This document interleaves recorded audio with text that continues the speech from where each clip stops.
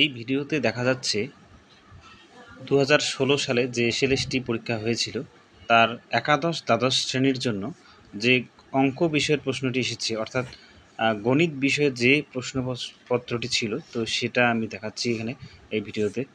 তো দেখে নাও। প্রথমেই তোমরা দেখতে পাচ্ছ এখানে 1 থেকে 4টি প্রশ্ন, তারপরের পেজে রয়েছে 5 থেকে 8 নং প্রশ্ন, তারপরে হচ্ছে 9 থেকে 12 নম্বর প্রশ্ন, তারপরে হচ্ছে 13 থেকে 16 নম্বর প্রশ্ন, এখন রয়েছে এখানে 17 থেকে 19 নম্বর প্রশ্ন এবং অন্যান্য প্রশ্নগুলি।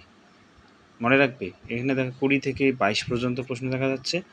আর অন্যান্য বাকি প্রশ্নগুলো মানে 1 থেকে 55টি প্রশ্ন কিন্তু আমি তোমাদের এই ভিডিওর কমেন্টে একটা লিঙ্ক দিয়ে দেব।